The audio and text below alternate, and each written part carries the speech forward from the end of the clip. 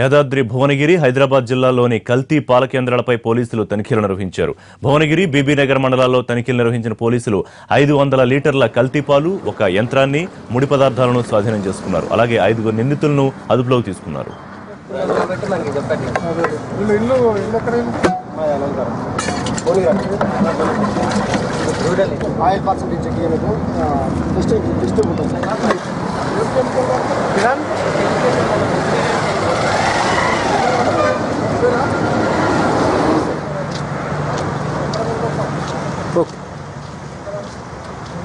బట్టలది పాలు పిండి దాన్ని ఒక ఆయిల్ కలిపి దాంట్లో ఆ ఆయిల్ తర్వాత వెన్న తీసేసిన తర్వాత మళ్ళీ పౌడర్ కలిపి దాన్ని గ్రైండ్ చేయడం, దాని తర్వాత అన్నోన్ కెమికల్ కలిపి దాన్ని చిక్కగా చేసి ఇవన్నీ కూడా వీళ్ళు స్వీట్లు తయారు చేయడానికి అక్కడ స్వీట్ షాప్ వాళ్ళకు హైదరాబాద్కి వెళ్ళి అమ్ముతున్నారు. ఇక హైదరాబాద్ పాత బస్తీలోని మాదన్నపేటలో నకిలీ పాల తయారీ కేంద్రంపై టాస్క్ ఫోర్స్ పోలీసులు దాడులు చేశారు. 500 కేజీల పాల పౌడర్ను సీజ్ చేశారు. కేసు నమోదు చేసుకున్న పోలీసులు దర్యాప్తు చేస్తున్నారు.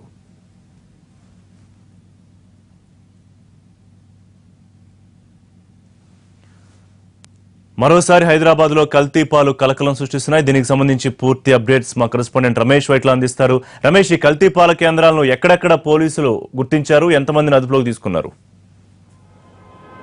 హైదరాబాద్ నగరంతో పాటుగా హైదరాబాద్ చుట్టుపక్కల ప్రాంతాల్లో పెద్ద ఎత్తున కల్తీ పాలు తయారు చేస్తున్నట్లుగా అధికారులు గుర్తించడం జరిగింది. దీనికి సంబంధించి నిన్నటి నుంచి జరుపుతున్న దాడుల్లో పెద్ద మొత్తంలో కల్తీ పాలు పోలీసు అధికారులు స్వాధీనం చేసుకున్నారు. అయితే ఈ కల్తీ పాలలో పెద్ద మొత్తంలో హైడ్రోజన్ పెరాక్సైడ్ అనే కెమికల్ను దాంట్లో మిక్స్ చేసి, దీంతో పాటుగా సన్ఫ్లవర్ ఆయిల్ మిక్స్ చేసి దీన్ని పాలల్లో కలిపేసి పాలను తీసుకెళ్లి డైరీలో, అక్కడున్న లోకల్ డైరీలో అమ్ముతున్నారు. అయితే ఈ డైరీలో తయారు చేసిన పాలు మొత్తం కూడా హైదరాబాద్ నగరానికి మొత్తం కూడా సప్లై అవుతున్నాయి. అయితే నిన్నటి నుంచి హైదరాబాద్ ఏదైతే రాచకొండ పోలీసులు జరుపుతున్న దాడుల్లో అటు యాదాద్రి, భువనగిరి, గట్కేసరి తదితర ప్రాంతాల్లో ఈ 3 ప్రాంతాల్లో కూడా పెద్ద ఎత్తున కల్తీ పాలను అధికారులు స్వాధీనం చేసుకోవడం జరిగింది. అయితే ఈ స్వాధీనం చేసుకున్న పాలలో పెద్ద మొత్తం హైడ్రోజన్ పెరాక్సైడ్ అనే కెమికల్తో పాటుగా సన్ఫ్లవర్ ఆయిల్ని కలిపేసి మిక్సప్ చేసి పాలలో, కొద్దిపాటి పాలలో మిక్సప్ చేసి పాలల్లో చిక్కదనం తీసుకొచ్చి ఆ చిక్కదనంతో తయారు చేసిన పాలను అక్కడున్న పక్కనే ఉన్న గ్రామాల్లో ఉండే డైరీలో వీళ్ళు అమ్ముతున్నారు. అయితే లాక్టోమీటర్ ఏదైతే పాలని కొలిచే పాలను ఏదైతే పూర్తిగా టెస్టింగ్ కోసం లాక్టోమీటర్ కూడా ఇది గుర్తించలేకపోతుందని చెప్పి అధికారులు అంటున్నారు. అయితే హైదరాబాద్ శివారు ప్రాంతంలో పెద్ద మొత్తంలో ఈ కల్తీ పాలు కేంద్రాలు ఉన్నాయి. కల్తీ పాలు కుటీర పరిశ్రమగా మారిపోయింది. వీటిలో పెద్ద మొత్తంలో కల్తీ పాలు తయారు చేసిన వీళ్ళన్నీ కూడా హైదరాబాద్ నగరానికి సప్లై అవుతున్నాయి.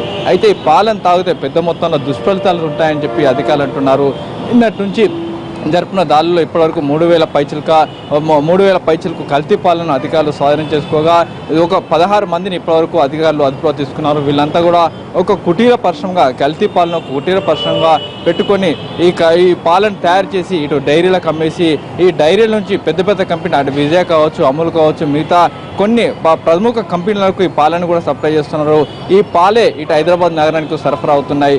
అయితే ప్రధానంగా చూసినట్లయితే కల్తీ పాలు సంబంధించి ఇప్పటివరకు హైదరాబాద్ చుట్టుపక్కల ప్రాంతాల్లో పెద్ద ఎత్తున ఉన్నాయి. వీటికి సంబంధించిన ఈ ముఠాలన్నింటి కూడా పట్టుకునే ప్రయత్నం తాము చేస్తున్నామని చెప్పి కూడా అధికారులు అంటున్నారు.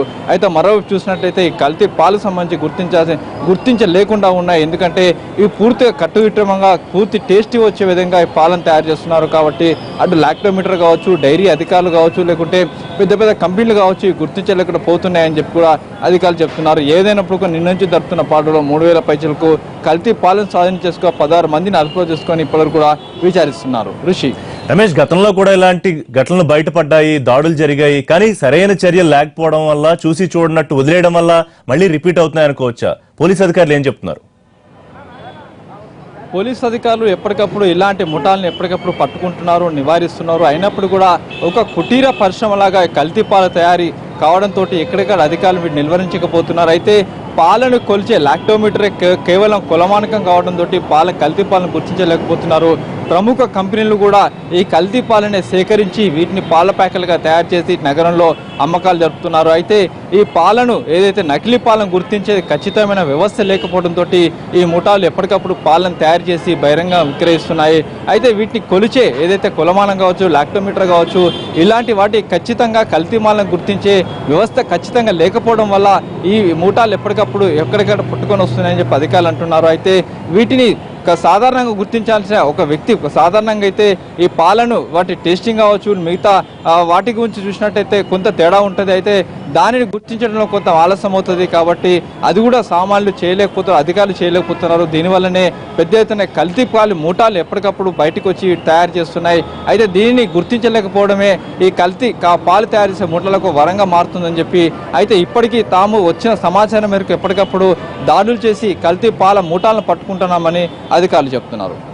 Right, thank you Ramesh.